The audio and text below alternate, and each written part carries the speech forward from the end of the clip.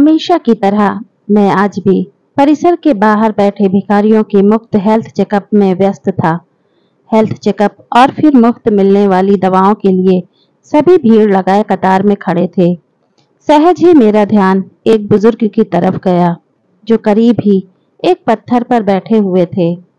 सीधी नाक, घुंघरेले बाल, निस्तेज आंखें, जिस्म पर सादे लेकिन साफ सुथरे कपड़े। कुछ देर तक उन्हें देखने के बाद मुझे यकीन हो गया कि वो भिखारी नहीं हैं। उनका दायां पैर टखने के पास से कटा हुआ था और करीब ही उनकी बैसाखी रखी थी। फिर मैंने देखा कि आते जाते लोग उन्हें भी कुछ दे रहे थे और वे लेकर रख लेते थे। मैंने सोचा कि मेरा ही अंदाज गलत था, वो बुजुर्ग भिखारी ही हैं। उत्सुकतावश मैं उनकी तरफ बढ़ा तो कुछ लोगों ने मुझे आवाज लगाई, उसके करीब न जाएं डॉक्टर साहब, वो बूढ़ा तो पागल है। लेकिन मैं उन आवाजों को नजरअंदाज करता उनके पास गया। सोचा कि जैसे दूसरों के सामने वे अपना हाथ फैला रहे थे वैसे ही मेरे सामने भी हाथ करेंगे, लेकिन मेरा अंदाज फिर चूक गया। उन्होंने मेरे सामने हाथ नहीं फैलाया। मैं उनसे बोला, बाबा आपको भी कोई शारीरिक परेशानी है क्या? मेरे पूछने पर वे अपनी बैसाखी के सहारे धीरे से उठते हुए बोले, good afternoon doctor, I think I may have some eye problem in my right eye. इतनी बढ़िया अंग्रेजी सुन मैं अवाक रह गया। फिर मैंने उनकी आंखें देखी। पका हुआ मोतियाबिंद था उनकी आंखों में।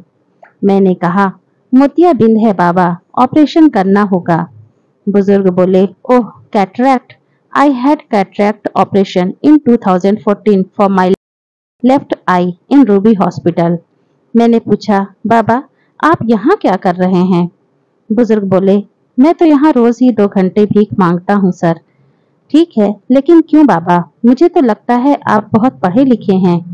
बुजुर्ग हंसे और हंसते हुए ही बोले, पढ़े लिखे? मैंने कहा, आप मेरा मजाक उड़ा रहे हैं बाबा। बाबा ने कहा, oh no doctor, why would I, sorry if I hurt you.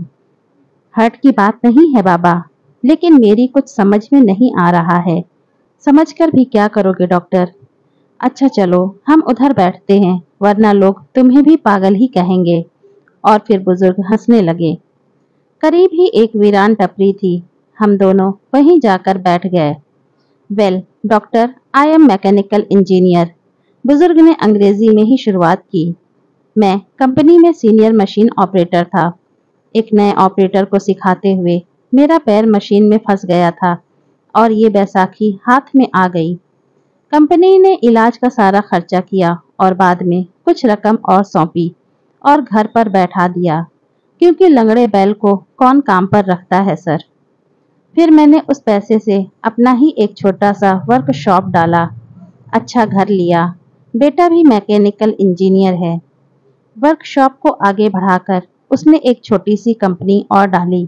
मैं चकराया, बोला, बाबा तो फिर आप यहाँ इस हालत में कैसे? बुजुर्ग ने कहा, मैं किस्मत का मारा हूँ। बेटे ने अपना बिजनेस बढ़ाने के लिए कंपनी और घर दोनों बेच दिए। बेटे की तरक्की के लिए मैंने भी कुछ नहीं कहा। सब कुछ बेच बाच कर वो अपनी पत्नी और बच्चों के साथ जापान चला गया और हम इंडियन गुड्डे गुड़िया यहाँ रह गए। ऐसा कहकर बाबा हंसने लगे। हंसना भी इतना करुण हो सकता है, ये मैंने पहली बार अनुभव किया। फिर बोला, लेकिन बाबा आपके पास तो इतना हुनर है कि जहाँ लात मारें वहाँ पानी निकाल दें। अपने कटे हुए पैर की ओर ताकते बुजुर्ग बोले, लात कहाँ और कैसे मारूं, बताओ मुझे। बाबा की बात सुन मैं खुद भी शर्मिंदा हो गया। मुझे खुद बहुत बुरा लगा। मैं बोला, आई मीन बाबा, आज भी आपको कोई भी नौकरी दे देगा, क्योंकि अपने क्षेत्र में आपको इतने सालों का अनुभव जो है। बुजुर्ग बोले, यस डॉक्टर, और इसी वजह से मैं एक वर्कशॉप में काम करता हूँ। 8,000 रुपए तनख्वाह मिलती है मुझे। मेरी तो कुछ समझ ही नहीं आ रहा था। मैं बोला, तो फिर आप यहाँ कैसे? बुजुर्ग बोले, डॉक्टर, बेटे के जाने के बाद मैंने एक चौल में एक टीन की छत वाला घर किराए पर लिया। वहां मैं और मेरी पत्नी रहते हैं। उसे पैरालिसिस है, उठ बैठ भी नहीं सकती। मैं 10 से 5 नौकरी करता हूँ, शाम 5 से 7 इधर भीख मांगता हूँ और फिर घर जाकर तीनों के लिए खाना बनाता हूँ।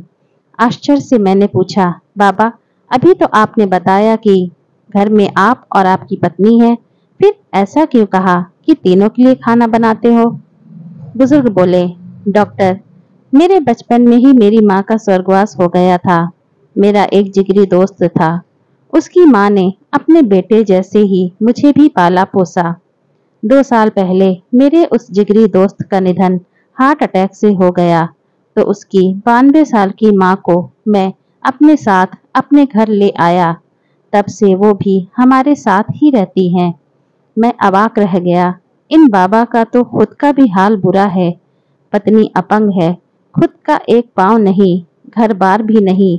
जो था वो बेटा बेचकर चला गया और ये आज भी अपने मित्र की माँ की देखभाल करते हैं। कैसे जीवट इंसान हैं ये। कुछ देर बाद मैंने सामान्य स्वर में पूछा, बाबा, बेटा आपको रास्ते पर ले आया, ठोकरे खाने को छोड़ गया, आपको गुस्सा नहीं आता उस पर? बुजुर्ग बोले, नो नो डॉक्टर, अरे वो सब तो उसी के लिए कमाया था, जो उसी का था उसने ले लिया, इसमें उसकी गलती कहाँ है? लेकिन बाबा, मैं बोला, लेने का ये कौन सा तरीका हुआ भला? सब कुछ ले लिया, ये तो लूट हुई। अब आपके यहाँ भीख मांगने का कारण भी मेरी समझ में आ गया बाबा। आपकी तनख्वाह के 8,000 रुपयों में आप तीनों का गुजारा नहीं हो पाता, इसीलिए आप यहाँ आते हो। बुजुर्ग बोले, no, you are wrong doctor. 8,000 रुपए में मैं सब कुछ मैनेज कर लेता हूँ, लेकिन मेरे मित्र की जो माँ है, उन्हें डायबिटीज और ब्लड प्रेशर दोनों है। दोनों बीमारियों की दवाई चल रही है उनकी। बस 8,000 रुपए में उनकी दवाइयाँ मैनेज नहीं हो पाती। मैं 2 घंटे यहाँ बैठता हूँ, लेकिन भीख में पैसों के अलावा कुछ भी स्वीकार नहीं करता। मेडिकल स्टोर वाला उनकी महीने भर की दवाएं मुझे उधार दे देता है और यहाँ 2 घंटों में जो भी पैसे मुझे मिलते हैं, वो मैं रोज मेडिकल स्टोर वाले को दे देता हूँ। मैंने उन्हें देखा और सोचा, इन बाबा का खुद का बेटा इन्हें छोड़कर चला गया है और ये खुद किसी और की माँ की देखभाल कर रहे हैं। मैंने बहुत कोशिश की, लेकिन खुद की आंखें भर आने से नहीं रोक पाया। भरे गले से मैंने फिर कहा, बाबा, किसी दूसरे की माँ के लिए आप यहाँ रोज भीख मांगने आते हो? बुजुर्ग बोले, दूसरे की? अरे, मेरे बचपन में उन्होंने बहुत कुछ किया मेरे लिए, अब मेरी बारी है। मैंने उन दोनों से कह रखा है कि 5 से 7 मुझे एक काम और मिला है। मैं मुस्कुराया और बोला, और अगर उन्हें पता लग गया कि 5 से 7 आप यहाँ भीख मांगते हो तो? बुजुर्ग, अरे कैसे पता लगेगा, दोनों तो बिस्तर पर ही हैं। मेरी हेल्प के बिना वो करवट तक नहीं बदल पाती, यहाँ कहाँ पता करने आएंगी? और बुजुर्ग हंसने लगे। बाबा की बात पर मुझे भी हंसी आई, लेकिन मैं उसे छिपा गया और बोला, बाबा, अगर मैं आपकी माँ जी को अपनी तरफ से नियमित दवाएं दूं तो ठीक रहेगा ना? फिर आपको भीख भी नहीं मांगनी पड़ेगी।